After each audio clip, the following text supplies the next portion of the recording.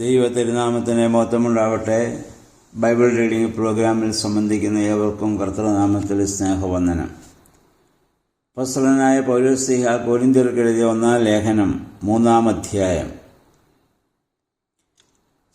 അതിൽ പൗലോസ് കൊരിന്ത്യരോട് പറയുന്നു, നിങ്ങൾക്ക് ഞാൻ തരുന്നത് കട്ടിയുള്ള ഭക്ഷണമല്ല, പാലാണ് എന്ന് പറഞ്ഞാൽ അല്പകാലം മുൻപ് ക്രിസ്തു മാർഗത്തിലേക്ക് പ്രവേശിച്ചവരാണ് കൊരിന്ത്യയിലുള്ളവർ. അവർക്ക് അടിസ്ഥാനപരമായി വലിയ അറിവുകളില്ല ദൈവത്തെ സംബന്ധിച്ച്. ദൈവത്തിൻ്റെ നിഗൂഢമായ രഹസ്യങ്ങളെ ആത്മീയരോട് പറയുന്നത് പോലെ അവരോട് സംസാരിച്ചാൽ അവർക്കത് ഗ്രഹിക്കുവാൻ സാധിക്കുകയില്ല. അതുകൊണ്ട് പ്രാഥമികമായ ചില കാര്യങ്ങളാണ് താൻ അവർക്ക് ഉപദേശിക്കുന്നത്. എന്നാൽ റോമാലേഖനം നമ്മൾ വായിച്ചു, ഇനി കൊലോസ്യ ലേഖനത്തിലും എഫേസ്യ ലേഖനങ്ങളിലും ഒക്കെ വലിയ ഗഹനമായ വിഷയങ്ങളാണുള്ളത്. അത് കൊരിന്ത്യ സഭയ്ക്ക് എഴുതിയാൽ അവരോട് പറഞ്ഞാൽ അവർക്കത് മനസ്സിലാക്കാൻ ബുദ്ധിമുട്ടുണ്ട്. അതുകൊണ്ടാണ് അദ്ദേഹം പറഞ്ഞത്, ഘനമുള്ള ഭക്ഷണമല്ല, പാലാണ് നിങ്ങൾക്ക് നൽകുന്നത്. കാരണം നിങ്ങളിപ്പോഴും ജഡമയന്മാരാണ്. അതുകൊണ്ടാണ് നിങ്ങളുടെ ഇടയിൽ അസൂയ, തർക്കം, ഭിന്നത ഇവയൊക്കെ ഉള്ളത്. ആത്മീയ ചിന്തകളേക്കാൾ ശാരീരിക ലൗകിക ചിന്തകളാണ് നിങ്ങളെ ഭരിക്കുന്നത്. ഞാൻ പൗലോസിൻ്റെ പക്ഷക്കാരനെന്നും കേപ്പായുടെ പക്ഷക്കാരനെന്നും അപ്പൊല്ലോസിൻ്റെ പക്ഷക്കാരനെന്നൊക്കെ പറഞ്ഞ് നിങ്ങളിപ്പോഴും കക്ഷി വഴക്കുകളിൽ നിങ്ങൾ അല്ലെങ്കിൽ ഓരോ വ്യക്തികളോട് ചേർന്ന് നിങ്ങൾ കക്ഷി വഴക്കുകൾ നിങ്ങളവിടെ നടത്തുന്നു. അതുകൊണ്ട് ദൈവത്തിൻ്റെ ഗഹനമായ കാര്യങ്ങളെ ഗ്രഹിക്കുവാൻ നിങ്ങളുടെ മനസ്സിപ്പോഴും പ്രാപ്തമായിട്ടില്ല. കക്ഷി നേതാക്കളായി ആരെയൊക്കെ സ്വീകരിച്ചിരിക്കുന്നവരോ അവരാരും അവരിൽ തന്നെ ഒന്നുമല്ല. അവരൊക്കെ കർത്താവിൻ്റെ ശുശ്രൂഷകന്മാർ മാത്രമാണ്. എന്നാൽ അവരിപ്പോൾ ആ രീതിയിലല്ല നിങ്ങളെ കാണുന്നതും നിങ്ങൾ അവരെ കാണുന്നതും. ഇത് ഈ കാലത്തും കക്ഷി രാഷ്ട്രീയങ്ങൾ അല്ലെങ്കിൽ ഇതുപോലെയുള്ളതായ തർക്കങ്ങളും കലഹങ്ങളൊക്കെ സഭയിലുണ്ടാക്കുന്ന നേതൃത്വം നൽകുന്ന ആളുകൾ വളരെ ശ്രദ്ധിക്കേണ്ട ഒരു കാര്യമാണ്. കൊരിന്ത്യരോട് പൗലോസ് ഇവിടെ പറഞ്ഞതുപോലെ അവരും അത് ശ്രദ്ധിക്കേണ്ടതാണ്. അവരുടെ ഉത്തരവാദിത്വം വിശ്വാസികളെ വിശ്വാസത്തിലേക്ക് നയിക്കുക എന്നുള്ളതാണ്. കർത്താവിനാൽ അവർ ചുമതലപ്പെടുത്തപ്പെട്ടവർ മാത്രമാണ്. അല്ലാതെ വിശ്വാസികളെ ഭിന്നിപ്പിക്കുവാനോ അവരുടെ ഇടയിൽ തർക്കങ്ങളുണ്ടാക്കുവാനോ ഒന്നും അവർക്ക് അവകാശമില്ല. 7-ാം വാക്യത്തിൽ പൗലോസ് പറയുന്നു, കൊരിന്ത്യയിൽ പൗലോസാണ് സഭ സ്ഥാപിച്ചത്, അത് അപ്പൊല്ലോസാണ് അതിനെ കൂടുതൽ അതിനുവേണ്ടി പ്രവർത്തിച്ചത്. അപ്പം അദ്ദേഹം പറഞ്ഞു, പൗലോസ് നട്ടു, അപ്പൊല്ലോസ് അത് നനച്ചു. ആര് നട്ടാലും ആര് നനച്ചാലും സഭ ദൈവത്തിൻ്റേതാണ്. കാരണം വളർത്തുന്നത് ദൈവമാണ്. നട്ടാലും നനച്ചാലും വളർത്തപ്പെടുന്നില്ലെങ്കിൽ അതുകൊണ്ട് എന്ത് പ്രയോജനം? അതുകൊണ്ട് നിങ്ങളുടെ ഇടയിലുള്ളത് ഇപ്പോൾ പരസ്പര കുറ്റാരോപണം, അതുപോലെ തന്നെ വിജാതീയരായ ന്യായാധിപന്മാരുടെ മുൻപാകെയുള്ള വിസ്താരം അല്ലെങ്കിൽ കേസുകൾ, വ്യവഹാരങ്ങൾ, ന്യായം വിധിക്കുന്നത് വിജാതീയരായ ന്യായാധിപന്മാരും. ഇവയൊന്നും സഭയെ വളർത്തുകയില്ല, സഭയെ തളർത്തുക മാത്രമേ ചെയ്യുകയുള്ളൂ. അതുകൊണ്ട് എന്നാൽ ആത്മാർത്ഥതയോടെ ദൈവനിയോഗപ്രകാരം സഭയിൽ പ്രവർത്തിക്കുന്നവർക്ക് ദൈവത്തിൻ്റെ പ്രതിഫലം ലഭിക്കുമെന്ന് പൗലോസ് ഇവിടെ ഓർമ്മപ്പെടുത്തുന്നുണ്ട്.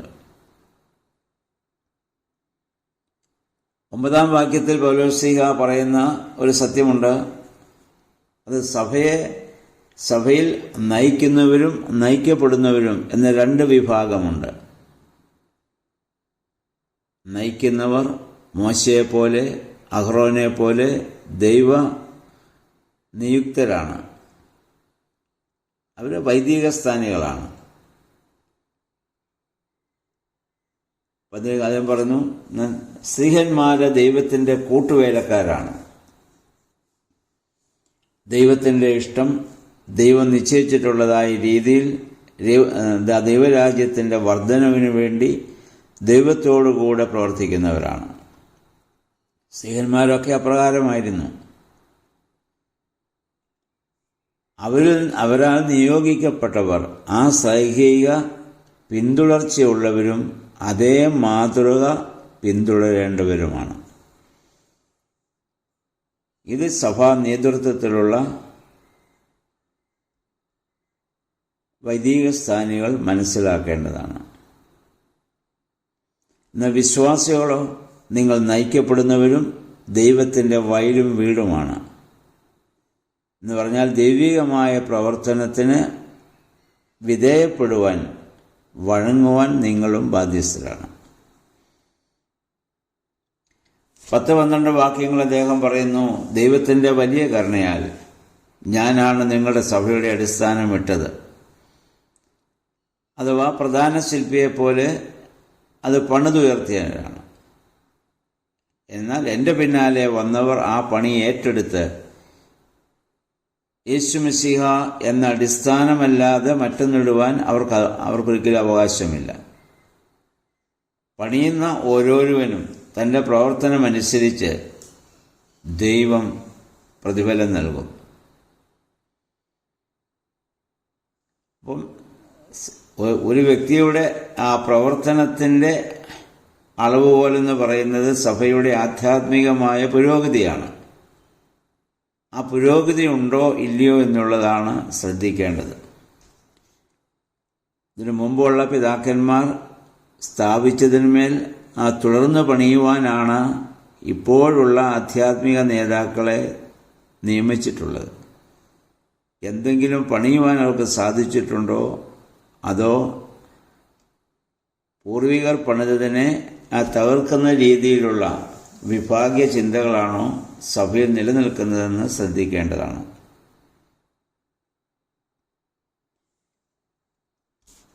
ഇനി 16-18 വാക്യങ്ങളിൽ പൗലോസ് പറയുന്ന മറ്റൊരു പ്രധാനപ്പെട്ട ചിന്തയുണ്ട്.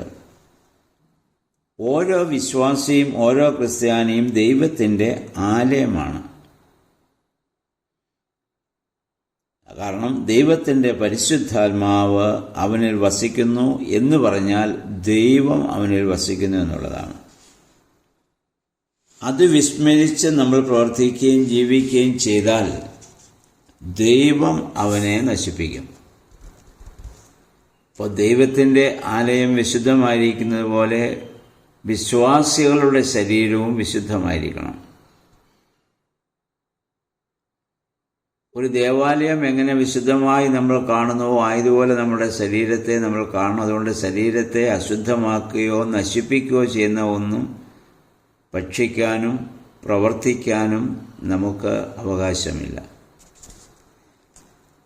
ഓരോ ശരീരത്തെയും നമ്മൾ ആദരിക്കണം, നമ്മൾ ബഹുമാനിക്കണം. കാരണം ദൈവത്തിൻ്റെ ആത്മാവ് ഓരോ മനുഷ്യനിലും വസിക്കുന്നു എന്നുള്ളതാണ്. അതുകൊണ്ടാണ് ഒരു മനുഷ്യനെയും നിസ്സാരനെന്നോ മൂഢനെന്നോ ഒന്നും പറയാൻ നമുക്ക് അവകാശമില്ല. കാരണം ദൈവം തൻ്റെ ആലയത്തെ അതുപോലെ സ്നേഹിക്കുന്നവനാണ്. അപ്പം അങ്ങനെയുള്ള പ്രാർത്ഥനാലയത്തെ അന്യവസ്തുക്കൾ കൊണ്ട് അശുദ്ധമാക്കരുതെന്നുള്ളതാണ്. 1 രാജാക്കന്മാർ 9:3 പറയുന്നു, ദൈവത്തിൻ്റെ സാന്നിധ്യമുള്ള സ്ഥലത്ത് എൻ്റെ കണ്ണും എൻ്റെ ഹൃദയവും അവിടെ ഉണ്ടായിരിക്കും. അപ്പം നമ്മുടെ മേൽ, ഓരോരുത്തരുടെ മേൽ ദൈവത്തിൻ്റെ കണ്ണും ദൈവത്തിൻ്റെ ഹൃദയവും ഉണ്ട് എന്നുള്ള ചിന്തയോടെ ഓരോ ദിവസവും ജീവിക്കുവാനും പറയുന്ന വാക്കുകളും പ്രവർത്തിക്കുന്ന പ്രവർത്തനങ്ങളും അതനുസരിച്ച് പ്രവർത്തിക്കുവാനും നമുക്ക് ഉത്തരവാദിത്വമുണ്ട് എന്ന സത്യം നമ്മൾ ആരും മറക്കാൻ പാടില്ല. ഈ ഒരു ചിന്ത നമുക്കുണ്ടെങ്കിൽ മോശമായി സംസാരിക്കാനോ ജീവിക്കാനോ പ്രവർത്തിക്കാനോ അശുദ്ധമാകുന്നതിനെ ഭക്ഷിക്കാനോ പറയാനോ നമുക്ക് സാധിക്കുകയില്ല. നിങ്ങൾ ദൈവത്തിൻ്റെ ആലയങ്ങളാണ് എന്ന് പറയപ്പെടുമ്പോൾ അതിൻ്റെ അർത്ഥം ഒന്ന്, ദൈവ സാന്നിധ്യ ബോധ്യം എപ്പോഴും ഉണ്ടാകണം. രണ്ടാമത്, ദൈവത്തിനായി ഇത് പ്രതിഷ്ഠിക്കപ്പെട്ടതാണ്. ദേവാലയം കൂദാശ ചെയ്ത് നമ്മൾ സമർപ്പിക്കുന്നത് പോലെ ഓരോ വിശ്വാസികളുടെ ശരീരവും മാമോദീസായിലൂടെ ദൈവത്തിൻ്റെ ആലയമായി സമർപ്പിക്കപ്പെട്ടതാണ്. അപ്പം ദേവാലയത്തിന് എന്താ നടക്കുക? സദാ സ്തോത്രം അർപ്പിച്ച് ദൈവത്തെ നമ്മൾ സ്തുതിക്കുന്ന പോലെ നമ്മുടെ ശരീരമാകുന്ന ആലയവും ദൈവത്തിന് സ്തോത്രം അർപ്പിച്ച് അത് ദൈവത്തിൻ്റെ ആലയമാണെന്നുള്ള ബോധ്യത്തോടുകൂടെ അശുദ്ധ വസ്തുക്കൾ അതിൽ പ്രവേശിപ്പിക്കാതെ നമ്മൾ സൂക്ഷിക്കണം. പഴയ നിയമത്തിലെ ഹന്നായെയും യേശുക്രിസ്തുവിനെ ദേവാലയത്തിലേക്ക് കൊണ്ടുവന്നപ്പോൾ അവിടെ കയ്യിലെടുത്തതായ ഹന്നായെയും പോലെ രണ്ട് ഹന്നാമാർ ഉണ്ട്. പഴയ നിയമത്തിലും പുതിയ നിയമത്തിലും നമുക്ക് കാണാം. അവരെന്താ ചെയ്യുന്നത്? ദേവാലയം ആശ്രയ കേന്ദ്രമെന്ന് വെച്ച് അവർ ദേവാലയത്തിൽ അവർ വരികയാണ്. ഇതുപോലെയാണ് ക്രൈസ്തവർ ജീവിക്കേണ്ടത്. എന്നാൽ ദേവാലയത്തെ അശുദ്ധമാക്കുന്നവർ, ദാനിയേലിന്റെ പുസ്തകം 2-3 അധ്യായങ്ങളൊക്കെ നമുക്ക് കണ്ടിട്ടുണ്ടോ? നെബൂഖദ്നേസർ പൂജാപാത്രങ്ങളെ മദ്യം ഉപയോഗിക്കാൻ വേണ്ടി അദ്ദേഹം എടുത്ത് ഉപയോഗിച്ചു. അദ്ദേഹത്തിനുണ്ടായ നാശം നമുക്കറിയാം. അതുപോലെ തന്നെ ബേൽശസ്സറിൻ്റെ അന്ത്യം. അതുപോലെ നമുക്ക് സംഭവിക്കാതിരിക്കണം. അപ്പം ചുരുക്കി പറഞ്ഞാൽ, ദൈവത്തിൻ്റെ ആലയമാകുന്ന ഓരോ ക്രൈസ്തവ ശരീരവും അതിൽ അഭക്തി, അവഗണന അല്ലെങ്കിൽ ജഡത്തിൻ്റേതായ മോഹങ്ങൾ കൊണ്ട്, ഇച്ഛകൾ കൊണ്ട് അത് നിറയ്ക്കാൻ പാടില്ല. അതിനെ വിശുദ്ധമായി കാത്തു സൂക്ഷിക്കുവാൻ നമുക്ക് അവകാശമുണ്ട്. 18-19 വാക്യങ്ങളിൽ ജ്ഞാനികൾ എന്ന് അഭിമാനിക്കുന്നവർ, അങ്ങനെയുള്ളവർ സ്വയം വഞ്ചിതരാകുന്നു എന്ന് പറഞ്ഞാൽ, യഥാർത്ഥ ജ്ഞാനി ഒരിക്കലും സ്വയം നിഗളിക്കുകയോ സ്വയം ആ രീതിയിൽ അവൻ പ്രവർത്തിക്കുകയോ ഒന്നും ചെയ്യത്തില്ല. അറിവ് കുറഞ്ഞവൻ എന്ന ഭാവത്തിൽ കൂടുതൽ പഠിക്കുവാൻ അവൻ ആഗ്രഹിക്കുകയാണ് ചെയ്യുന്നത്. അതാണ് യഥാർത്ഥ ജ്ഞാനത്തിൻ്റെ ലക്ഷണം. വീണ്ടും വീണ്ടും പഠിക്കുവാനുള്ള ആഗ്രഹം. എനിക്കൊന്നും അറിഞ്ഞുകൂടാ എന്നുള്ള, ഞാൻ ഒന്നുമല്ല എന്നൊരു ചിന്തയിലേക്ക് യഥാർത്ഥ ജ്ഞാനം നമ്മളെ നയിക്കും. എന്നാൽ അല്പജ്ഞാനമാണ് അഹന്തയുണ്ടാക്കുക. അപ്പോൾ ചുരുക്കി പറഞ്ഞാൽ, ഈ അധ്യായത്തിൽ 2 കാര്യങ്ങളാണ് പൗലോസ്ലീഹ കൊരിന്ത്യ സഭയോട് ആവശ്യപ്പെടുന്നത്. അത് നമ്മളോടും ഇന്ന് ആവശ്യപ്പെടുന്നതാണ്. അതുകൊണ്ടാണല്ലോ നമ്മൾ ഈ ലേഖനം വായിക്കുന്നത്. ഒന്ന്, ഗഹനമായ കാര്യങ്ങൾ നമുക്ക് മനസ്സിലാക്കുവാൻ സാധിക്കുന്നില്ല. അതിന് കാരണം പറഞ്ഞത്, മനസ്സിലാക്കുവാൻ ബുദ്ധിയുള്ള ദൈവശാസ്ത്രപരമായ കാര്യങ്ങൾ നമുക്ക് മനസ്സിലാക്കാൻ സാധിക്കാത്തതിൻ്റെ കാരണം നമ്മളിപ്പോഴും പാല് കുടിക്കുന്നത് പോലെയാണ്. കാരണം അസൂയ, തർക്കം, ഇങ്ങനെയുള്ള ലൗകിക ചിന്തകൾക്ക് നമ്മൾ കൂടുതൽ പ്രാധാന്യം കൊടുക്കുന്നു. ആ വിഭാഗീയ ചിന്തകൾ സഭയിൽ ഉണ്ടാകാനോ ആ വിഭാഗീയ ചിന്തകളിൽ പ്രവർത്തിക്കാനോ നമുക്കാർക്കും അവകാശമില്ല. അത് ദൈവത്തിൻ്റെ ഉദ്ദേശമല്ല. ദൈവത്തിൻ്റെ ഉദ്ദേശം ശാന്തിയും സമാധാനവുമാണ്. ജാതികളുടെ ആ ഇടയിൽ വ്യവഹാരം നൽകി അവർ പറയുന്നതനുസരിച്ച് ജീവിക്കുവാൻ നമ്മളെ തന്നെ നമ്മൾ സമർപ്പിക്കുക എന്നുള്ളത് ക്രൈസ്തവ ജീവിതത്തിന് അപമാനമാണ്. രണ്ടാമത് അദ്ദേഹം പറഞ്ഞത്, നമ്മൾ ദൈവത്തിൻ്റെ ആലയമാണ്. നമ്മുടെ ഭക്ഷണ രീതി, ജീവിത രീതി, പ്രവർത്തന രീതി, സംസാര രീതിയൊക്കെ ആ രീതിയിൽ ക്രമീകരിക്കുവാൻ നമുക്ക് സാധിക്കണം. ഇത് രണ്ടും വാസ്തവത്തിൽ ധാർമ്മിക ഉപദേശങ്ങളാണ്. കൊരിന്ത്യ ലേഖനത്തിൽ കൂടുതലും ധാർമ്മിക ഉപദേശങ്ങളാണ് പൗലോസ്ലീഹ നൽകുന്നത്. ഞാൻ നേരത്തെ ഓർമ്മപ്പെടുത്തിയിരുന്നു, രണ്ട് വിഭാഗത്തിൽപ്പെട്ട ക്രൈസ്തവരാണ് അവരുടെ ഇടയിലുള്ളത്. ഒന്ന്, താഴ്ന്ന ജാതിക്കാരിൽ നിന്നുള്ള ധാരാളം ആളുകൾ ക്രിസ്ത്യാനികളായിട്ടുണ്ട്. അവർ ക്രിസ്ത്യാനികളാകുന്നതിന് മുൻപുള്ള അതേ സ്വഭാവത്തിലും ജീവിത രീതിയിലും അവർ ജീവിക്കുന്നു. ഇന്ന് യഹൂദന്മാരുണ്ട്. അവരുടെ പ്രശ്നം ഗ്രീക്ക് സംസ്കാരത്തിന് അവർ വിധേയപ്പെട്ടതുകൊണ്ടും അവരിലും അധാർമിക ചിന്തകളും പ്രവർത്തനങ്ങളും ധാരാളമായി കണ്ടുവന്നു. അതുകൊണ്ടാണ് അവർക്ക് ധാർമ്മിക ഉപദേശങ്ങൾ കൂടുതൽ പൗലോസ് നൽകാൻ കാരണം. നമുക്ക് നമ്മുടെ ജീവിതത്തിലും ഇന്ന് സംഭവിച്ചുകൊണ്ടിരിക്കുന്നത് ഇത് തന്നെയല്ലേ? അതുകൊണ്ട് ധാർമ്മിക നിയമങ്ങൾക്ക് വിധേയമായി നമ്മുടെ ശരീരത്തെയും മനസ്സിനെയും ആത്മാവിനെയും ഒക്കെ സമർപ്പിക്കുവാൻ നമുക്കിടയായി തീരണം.